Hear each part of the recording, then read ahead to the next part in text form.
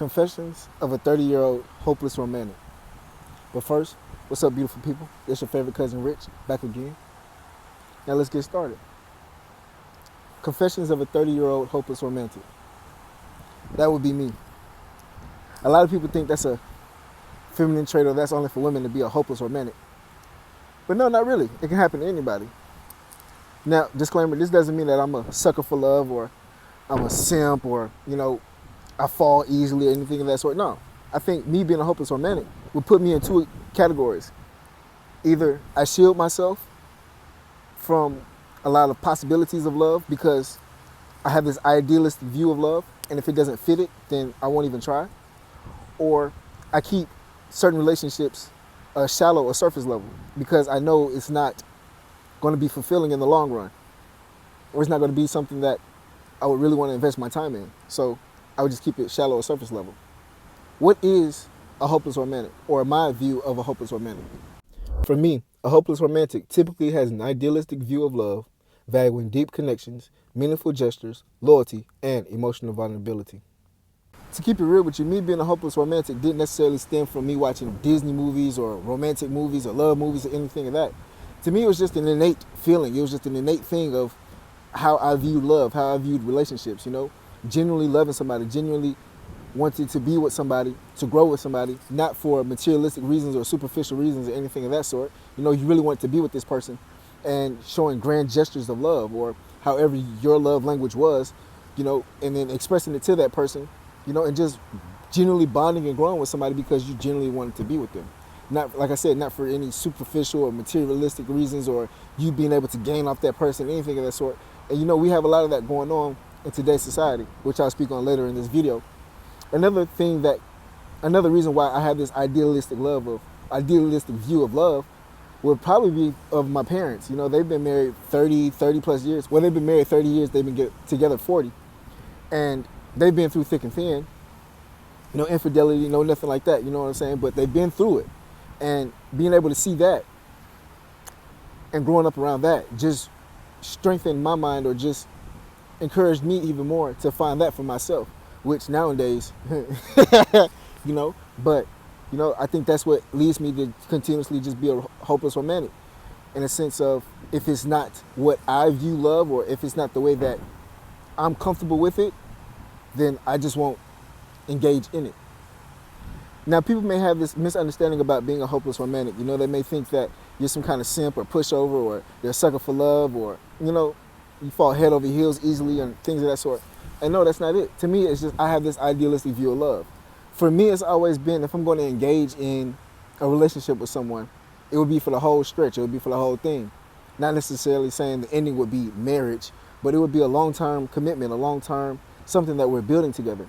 And if that wasn't on the table, if I didn't see myself with this person, then it would be no point in engaging in that said relationship, or just keep it surface level, because it would be no point in me being vulnerable with this person and I know it's not going to go anywhere, or me allowing someone in and knowing it's not going to go anywhere. To me, it would just be a waste of time.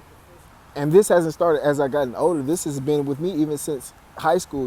I never engaged in a lot of relationships in high school because I never saw it going anywhere. I always saw people relationship hopping from this person, this person, this person. And to me, it was more so about people not wanting to be by themselves than them actually trying to find love or grow with somebody. And for me, I'm an only child, so I'm comfortable being by myself. So I'm not going to spend time with somebody who I really don't see a future with. Now, if I see a future with you, or you cool and somebody I might want to grow with, that's a different story. But if certain boxes don't check out, I'm not going to sacrifice my time or sacrifice my happiness just to be with somebody, to share my time. I'm comfortable being by myself. Signs that I figured out I was a hopeless romantic was, number one, my idealistic views of relationships never matched up with how people dated in the modern era, or how people search for love or connections in the modern era. It never equated. I would notice that when I would get into certain relationships, or just communicate with people or engage with certain individuals, the intensity that I brought, or my wanting for someone to be vulnerable as I was never matched. The energy that I brought to the table was never matched. For me, I love intimacy, and not saying in a sense of physical intimacy, but But I like intimacy. I like being intimate with somebody in an intimate setting, just me and them, or a small setting to where we can get to communicate with the person, or even just being intimate with the person, knowing somebody's deep secrets, really knowing a person beyond the surface level, really knowing who this person is, what they've been through, and really being there for a person. That's always been something that I've looked forward to when I wanted to engage with somebody.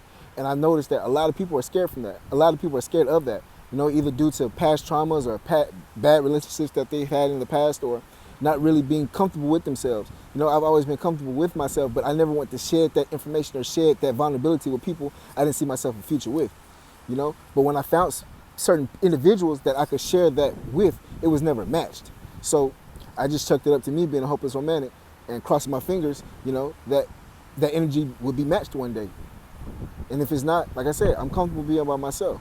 And it might just be my idealistic view, but am I willing to give that up to match what certain standards are today? Not at all. Like I said, I'm comfortable being by myself. I'm not going to settle or lower my standards just to match what's going on today, especially if I don't feel that it's good enough. One of the downfalls about being a hopeless romantic, especially in the modern era, is hanging on to fantasy more than reality. Now, if reality is cool and everything checks out, then there's nothing wrong with being in fantasy land, because now that's how you build your future. You start thinking about dates, and you start thinking about the future that you could have with this person, or the fun that you could have with this person. So there's nothing wrong with being in a fantasy if everything in reality checks out.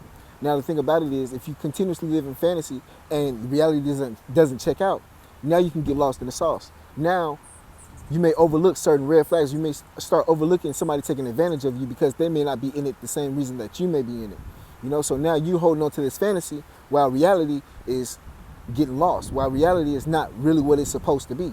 And now you're hanging on to this idealistic fact of what you think this relationship could be than what it really is. And now this is where things tend to go south. And now you close up or you let someone go because now everything is not equating out to what you thought it could be or what it should be.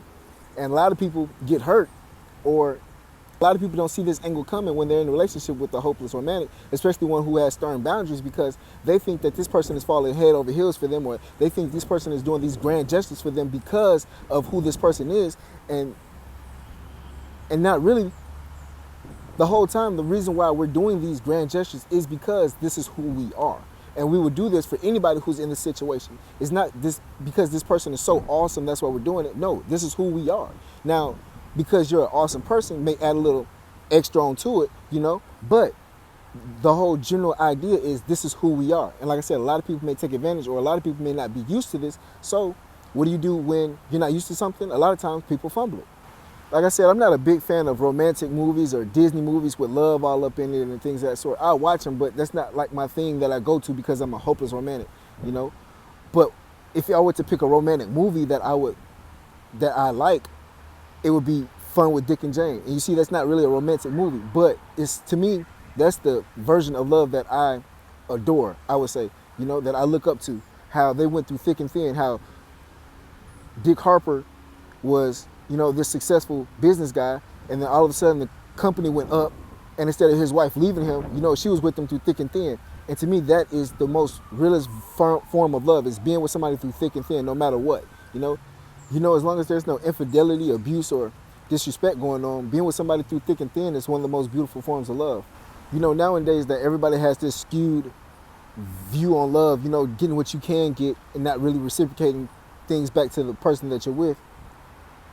I think, for me, being a hopeless romantic, we have to be very, very, very, very, very, very, very careful nowadays in this modern dating or relationship scene, or whatever people want to label it. And the way that I've been able to protect myself is having strong boundaries, number one. Meaning, if something doesn't align with me, if something feels funny with me, whatever the case may be, I have to have strong boundaries, because I know how I can get if I let somebody in. And number two is practicing self-love. The same love that you want to receive from somebody, the same love that you want to give to somebody, give it to yourself first. And now, energetically, you start attracting that to you.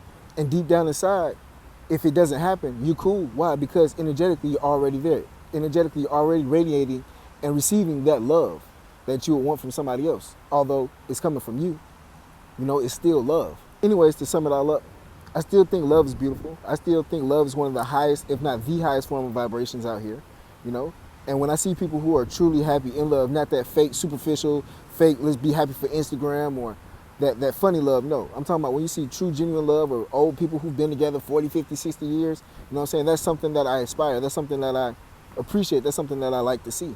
You know, and hopefully that'll be me one day. If not, like I said, I give myself enough love, and I think it's enough love out here. You know what I'm saying? That I'll be cool. You know, I give it out, and if it doesn't return, no problem.